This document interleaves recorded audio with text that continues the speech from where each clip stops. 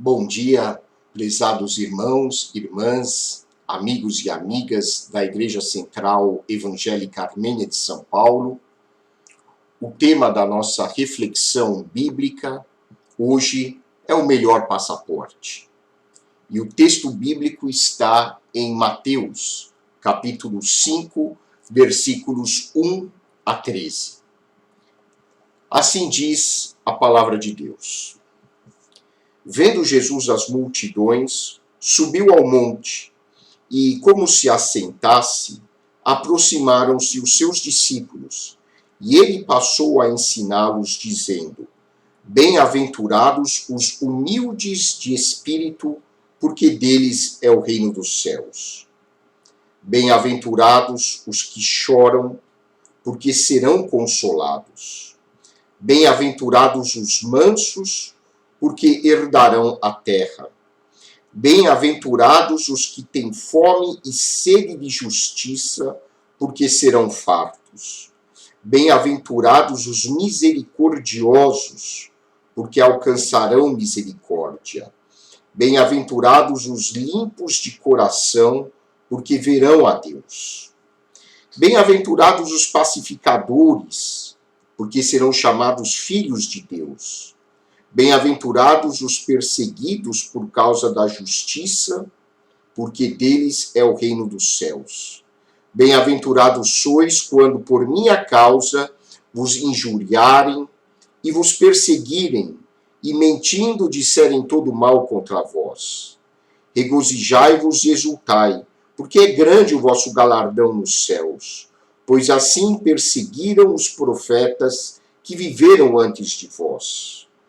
Vós sois o sal da terra. Ora, se o sal vier a ser insípido, como lhe restaurar o sabor? Para nada mais presta, senão para, lançado fora, ser pisado pelos homens. Oremos. Santo Deus, nosso Pai, nós te agradecemos pela oportunidade de lermos a tua palavra, de a estudarmos, e que possamos refletir sobre este ensino contido no texto bíblico que acabamos de ler. Que ele possa nos transformar. Nós te pedimos agradecidos, em nome de nosso Senhor e Salvador Jesus Cristo. Amém. Viajar é um dos grandes prazeres da vida. Quando nós viajamos, nós temos a oportunidade de conhecer novas pessoas, novos lugares, novas culturas. Ainda mais nestes tempos de confinamento, viajar parece uma verdadeira libertação.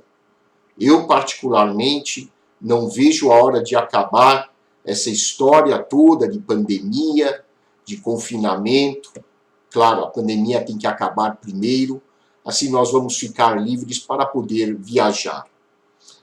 Quando nós viajamos, especialmente quando nós vamos para algum outro país, geralmente nós precisamos de um passaporte. Passaporte é o documento que nos dá acesso para entrar em um outro país. Nem todos os países exigem, mas muitos ainda o fazem, e nós precisamos, então, com uma certa antecedência, providenciar este documento. Muito bem.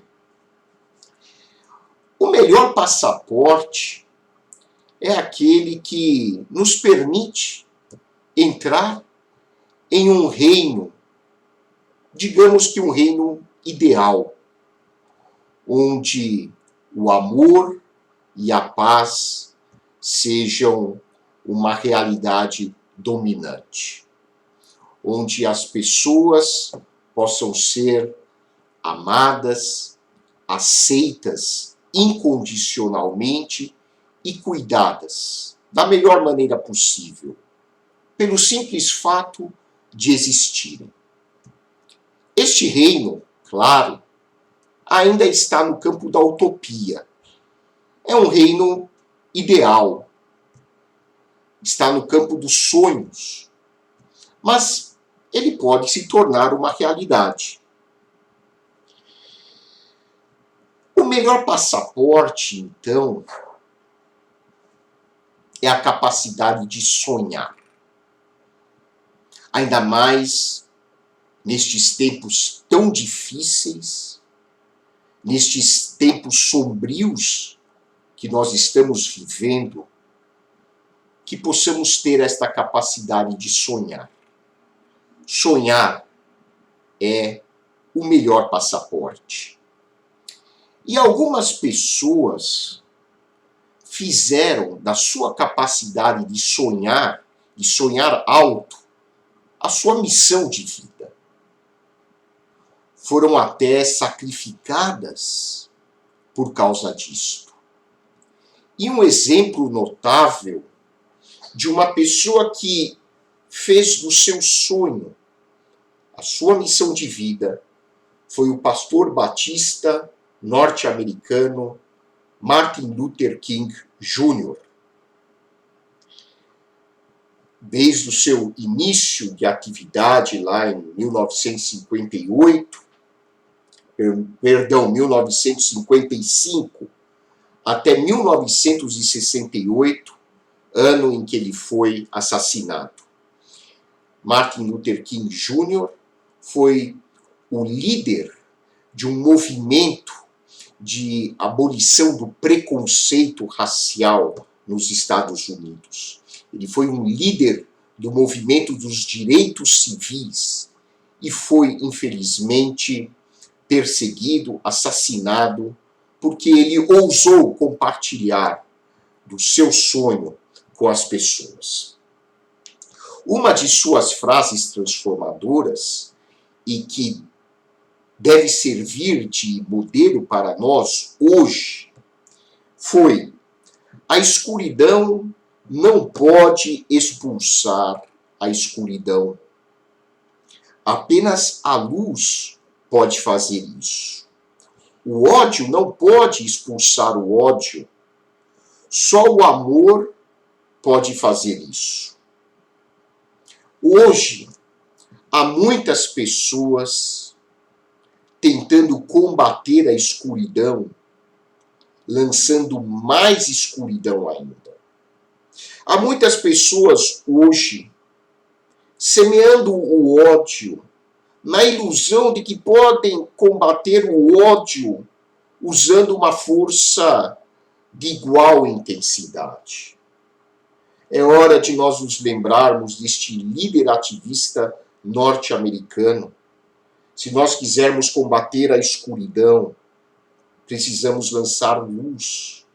Se nós quisermos combater o ódio, nós precisamos semear o amor. Em seu lendário discurso que entrou para a história, I Have a Dream, eu tenho um sonho, Martin Luther King Jr. compartilhou com a humanidade, num trecho de seu discurso, este belíssimo ideal. Disse ele: tenho um sonho de que meus 4 filhos viverão um dia em uma nação onde não serão julgados pela cor da sua pele, mas pelo teor de seu caráter. Este sonho é o reino de Deus, onde imperam o amor, a compaixão, a aceitação incondicional das pessoas, a fraternidade, a solidariedade, onde impera a justiça social. Aí está a semente do reino de Deus. Certa vez os discípulos perguntaram a Jesus: Mestre, qual será o sinal da vinda do seu reino? Porque muitas pessoas cá entre nós têm uma visão do reino de Deus quase como um filme de Hollywood. Imaginam que o reino de Deus virá de uma forma que acho que nem o mais criativo cineasta de Hollywood poderia imaginar. Jesus respondeu aos seus discípulos: o reino de Deus está entre vocês. O reino de Deus está no coração de vocês. E cada um de nós é responsável pela construção do reino de Deus aqui na Terra. E o que o nosso Criador espera de cada um de nós? No Sermão do Monte, nosso grande mestre, o Senhor Jesus, expôs aos seus discípulos as atitudes que possibilitam a construção do seu reino aqui na Terra. Que possibilitam a construção deste sonho, deste ideal para a humanidade. E a primeira atitude é um desejo profundo de conhecer Deus. Desejo de conhecer Deus. Nós temos o desejo de muitas coisas ao longo das nossas vidas. Muitas pessoas desejam conhecer a Disney. Outras pessoas desejam ardentemente conhecer aquele líder político, aquele líder religioso que tem como modelo. Outros desejam conhecer um astro de rock, um ator da televisão, do cinema. Tudo bem. Nada mais saudável do que nós termos desejos em nossos corações e nós buscarmos alcançar esses desejos. Mas um desejo mais profundo, aquele que é capaz de dar uma direção ao curso das nossas vidas, é o desejo de conhecer o nosso Criador. É o desejo de conhecer Deus. Concordo com você se você disser assim, mas, Roy, existem tantos conceitos diferentes de Deus, tantas religiões falam sobre Deus, e uma fala de um jeito, a outra fala de outro jeito, uma denominação fala isso, outra denominação fala aquilo. Afinal de contas, que tipo de Deus é este que parece não ser bem definido, não cabe em definições teológicas limitantes? Como eu posso conhecer Deus? Eu gosto de uma explicação que o teólogo Hans Küng certa vez deu sobre Deus. Porque muitas pessoas consideram que Deus é impessoal, quase como uma energia.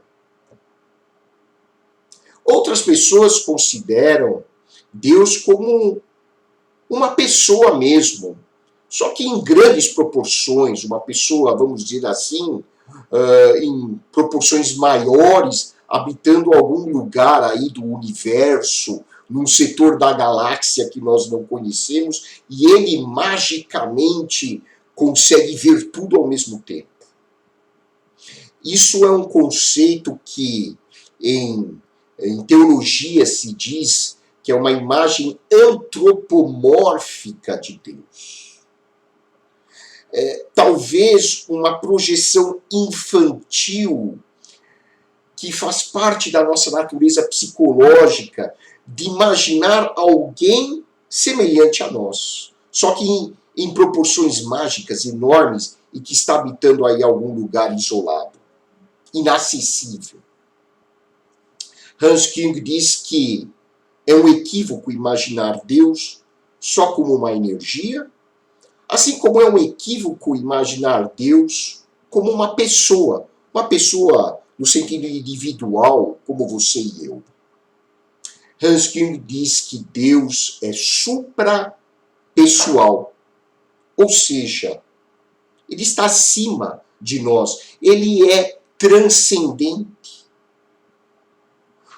Isto significa que jamais conseguiremos imaginar Deus como ele é. Não conseguiremos. O que podemos entender de Deus e a maneira melhor de enxergarmos Deus é justamente através da pessoa de Jesus Cristo. Às vezes nós nos perdemos em formulações teológicas, doutrinárias sobre Jesus, decoramos como um papagaio alguns credos sobre Jesus, mas isso não nos transforma. O que é importante é nós entendermos que se nós quisermos de fato nos aproximar de Deus, é importante nós nos aproximarmos de Jesus. Ele é a expressão da essência de Deus. Se você entender que quando você olha para Jesus, você de alguma maneira está captando algo da transcendência divina, isso é o mais importante. Muito mais importante do que decorar frases teológicas sobre a pessoa de Jesus. E aqui, no Sermão do Monte, a passagem diz assim: vendo Jesus as multidões, subiu ao monte, e como se assentasse, aproximaram-se os seus discípulos. O fato de os seus discípulos, o fato de as pessoas se aproximarem de Jesus, é porque elas realmente queriam entender melhor quem é este Deus que nos criou. O apóstolo Paulo escreveu aos Coríntios dizendo que hoje nós conhecemos Deus como se estivéssemos olhando para um espelho. O espelho, na época de Paulo, lá no Império Romano, era o fundo de uma panela. Você já tentou se enxergar no fundo de uma panela? A imagem que você vai ver é muito nebulosa, muito pouco nítida. E se você tiver dificuldade para definir Deus, que bom! É porque você entendeu que Deus não cabe em nenhuma definição teológica, em nenhuma definição doutrinária. Ele pode muito mais ser sentido na sua vida do que ser definido. A segunda atitude para nós construirmos o reino de Deus aqui na Terra é ter um coração transformado. É ter o nosso caráter modificado. E aqui vem uma das passagens mais belas da palavra de Deus. Dizem que Mahatma Gandhi certa vez afirmou que se o mundo perdesse todos os livros, mas o Sermão do Monte permanecesse, o mundo praticamente não teria perdido nada. Que frase inteligente de Gandhi. E eu convido agora você para refletir sobre como Jesus imagina que o caráter humano deva ser. E olha, se nós conseguirmos colocar isto em prática, mesmo que não seja 100%, que a gente não vai chegar em 100%, mas se você conseguir colocar 10% disso em prática na sua vida, eu te garanto que você vai transformar tremendamente a sua família, o meio onde você trabalha e a sociedade em que você está. 10% eu, 10% você, 10% cada um de nós, um dia chegar aí no 100%. Veja,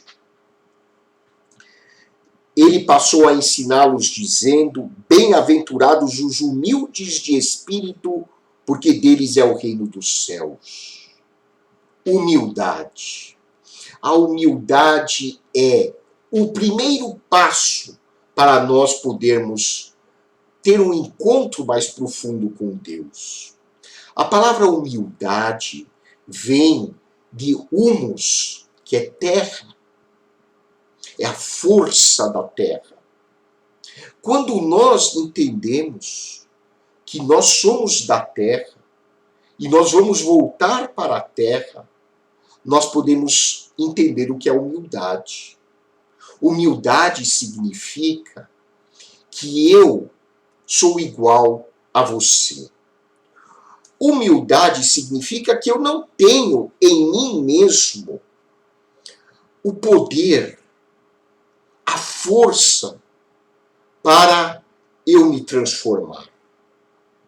Esse é um dos ensinos mais importantes da Bíblia.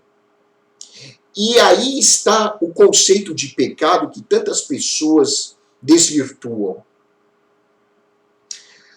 Eu reconhecer que eu sou pecador significa eu ter a humildade suficiente para dizer: Deus, eu preciso do Senhor na minha vida. Eu preciso do Senhor para eu poder viver. Eu preciso do Senhor para eu poder trabalhar. Eu preciso do Senhor para eu poder criar os meus filhos com sabedoria. Eu preciso do Senhor para eu poder tratar a minha esposa, o meu marido, de maneira decente. Eu preciso do Senhor para eu crescer espiritualmente, porque a força para tudo isso não está em mim. Vem de ti, Senhor.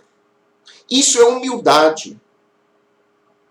Quantas pessoas, infelizmente, não têm a visão de perceber de que esta força não vem delas mesmas, vem de Deus. Até a capacidade profissional, os talentos, até mesmo os talentos musicais, os talentos artísticos, os talentos para o exercício da medicina, da engenharia, ou para a limpeza, para a faxina, todos esses talentos vêm de Deus. A Bíblia diz que Deus é um só, os dons são diversos. A capacidade profissional que você tem, a força que você tem para viver, não vem de você, vem do seu Criador, vem do seu Pai espiritual. É necessário ter humildade para reconhecer isto. Bem-aventurados os que choram, porque serão consolados. Quantas pessoas hoje estão chorando? Chorando porque não têm acesso a um bom sistema de saúde. Chorando porque estão marginalizados. Chorando porque perderam seus filhos para as drogas. Chorando porque perderam um parente, um amigo para esta maldita doença chamada Covid-19. Quantas pessoas hoje só conseguem experimentar a tristeza? Porque nós estamos, de fato, vivendo um momento muito triste. Você pode dizer assim: como eu sou infeliz. Mas Jesus está dizendo para você: você é feliz na verdade. Porque a verdadeira felicidade não é o que nós, humanos, imaginamos muitas vezes, de ficar rindo, de achar coisas engraçadas. Às vezes, nós precisamos chorar para entender a raiz da verdadeira felicidade, que é nos conectar com a essência da vida e valorizar a essência da verdadeira fonte de vida que está em nós. Um dia, não agora não, mas um dia, Jesus nos garante, aqueles que hoje choraram, aqueles que hoje derramaram as suas lágrimas, principalmente porque são alvos de injustiça, injustiça social muitas vezes, estas pessoas serão consoladas no colo de Deus.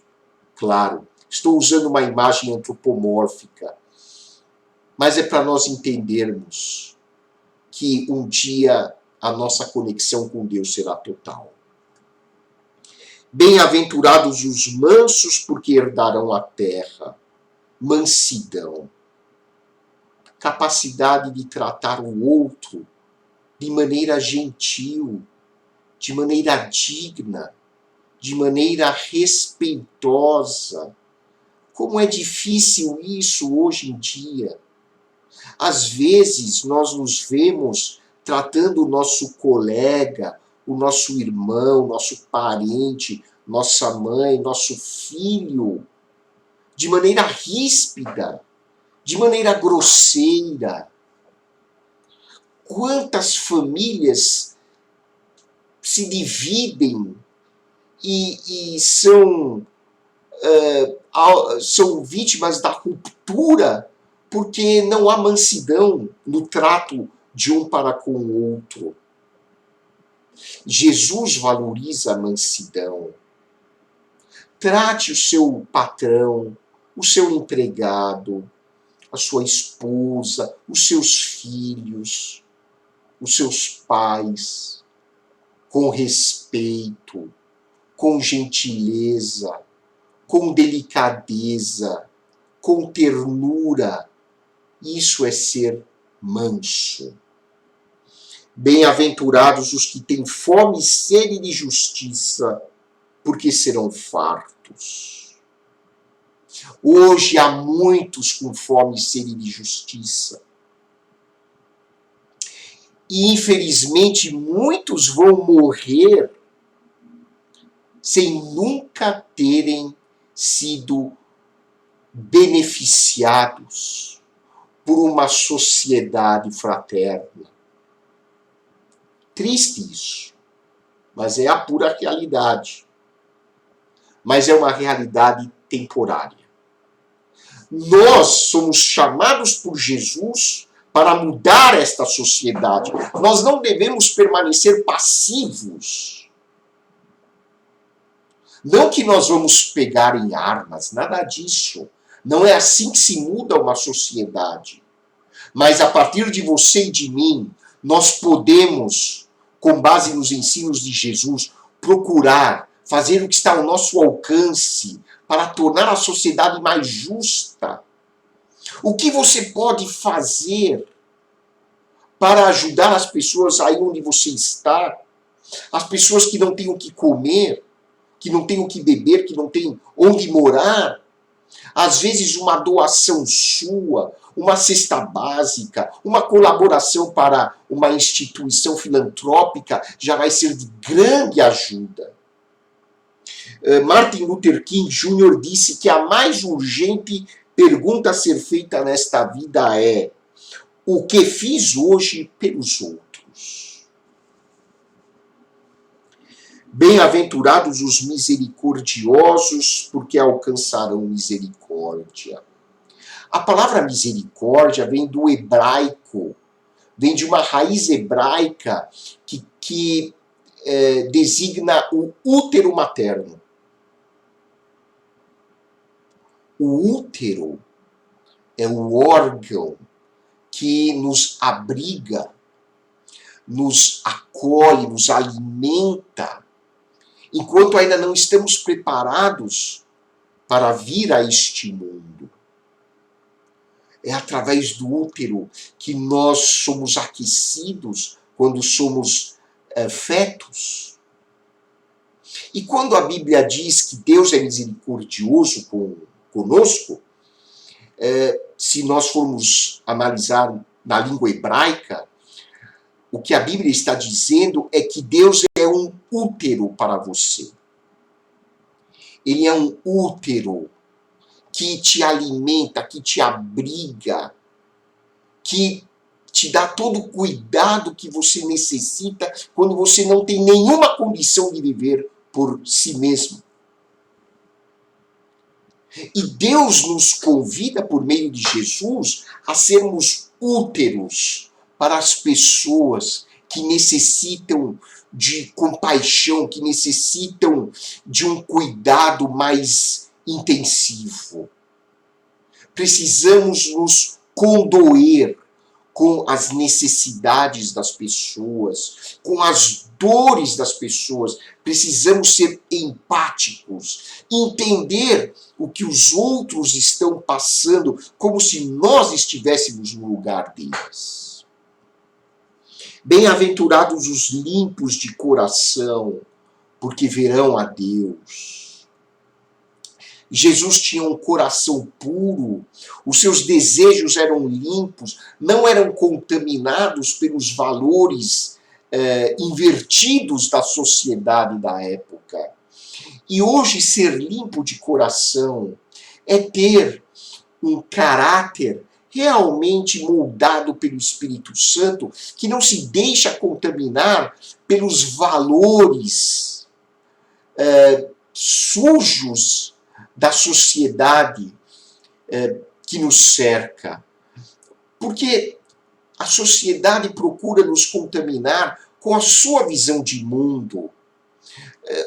A pessoa poderosa é aquela que tem mais bens materiais, que tem o último carro do ano. Essa é a pessoa que teve sucesso na vida. É a pessoa que aparece na capa da revista com o seu corpo todo bem trabalhado. É a pessoa que pode mandar e desmandar nos outros. Pureza de coração significa que esses valores não são os meus valores. Os meus valores são os do reino de Deus. Os meus valores são aqueles que me levam a sonhar e a buscar construir uma sociedade onde o reino de Deus, de fato, se faça presente. Bem-aventurados os pacificadores, porque serão chamados filhos de Deus. A palavra paz, no hebraico, é shalom. Shalom em hebraico é muito mais do que paz em português. Shalom em hebraico é o conceito da saúde integral. Shalom é bem-estar. Shalom é prosperidade, não riqueza sem fim, mas aquela prosperidade que nos permite viver com dignidade. Shalom é paz do coração, é um viver integrado com os outros. Shalom é eu ter relacionamentos saudáveis e construtivos com as pessoas que convivem comigo. Shalom é eu estar em paz comigo mesmo. Shalom é eu poder perdoar aquele que me ofendeu por algum motivo. Shalom é harmonia. Quando Jesus diz bem-aventurados os pacificadores, ele pensava como um rabino judeu, que usava a palavra shalom para semear aquilo que de melhor pode existir na nossa vida e na nossa sociedade. Bem-aventurados os perseguidos por causa da justiça, porque deles é o reino dos céus. Sabe, meu amigo, hoje, muita gente é perseguida, porque falou a verdade. E falou a verdade sem querer ofender ninguém. Falou a verdade para poder construir um mundo melhor. Essas pessoas muitas vezes são perseguidas porque a nossa sociedade vive um script maligno de autodestruição. A nossa sociedade é tão consumista que ela não se preocupa em degradar o meio ambiente para ter mais. A nossa sociedade, infelizmente, vive esse script doentio. E quando alguém simplesmente pensa de uma maneira, às vezes, melhor, mais esclarecida, mais saudável, e confronta a sociedade com um pensamento mais lógico, mais racional, essa pessoa, às vezes, é taxada de rebelde, de louca. Assim aconteceu com os profetas bíblicos. Praticamente todos foram perseguidos porque proclamaram uma mensagem louca aos olhos deste mundo. A mensagem de que todos são igualmente alvo do amor de Deus e a justiça social deve ser uma realidade nesta vida. Bem-aventurados sois quando por minha causa vos injuriarem, vos perseguirem e mentindo disserem todo mal contra vós. Quantos cristãos, missionários, quantos pastores, padres, pregadores e pessoas de outras religiões bem-intencionadas que buscaram pregar e semear a paz e o amor foram mortas. Jesus se solidariza com cada uma delas. Elas terão um lugar especial no reino de Deus. E, finalmente, Jesus nos conclama a sermos exemplos, modelos para a sociedade. Vós sois o sal da terra. Ora, se o sal vier a ser insípido, como lhe restaurar o sabor?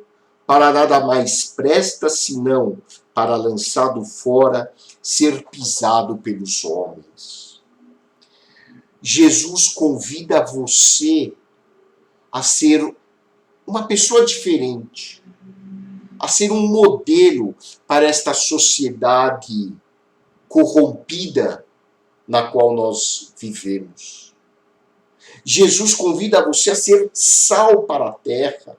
Lembre-se de que, antigamente, não havia geladeira. Era o sal que conservava os alimentos. Aliás, o sal até era usado como meio de troca, meio de compra. Daí vem a palavra salário, vem de sal. Nós somos chamados por Deus para sermos sal da terra, para mudarmos este mundo através do nosso exemplo. Será que você e eu aceitamos esse desafio? Nós precisamos estar conscientes da nossa vocação espiritual. Através do dom e dos talentos que nós recebemos de Deus, nós podemos, aos poucos, mudar este mundo onde nós vivemos. Que possamos buscar cada dia mais conhecer Deus. Que possamos ter este caráter manso, humilde, generoso, bondoso ensinado por Jesus. E que nós possamos ser exemplos para as pessoas que convivem conosco. E assim nós podemos alimentar este sonho sonho que Martin Luther King Jr. e outros grandes líderes da história nutriram. E assim podemos construir o reino de Deus aqui na terra. Que Deus abençoe a sua vida e que você tenha uma excelente semana. Uma boa semana e um grande abraço a você.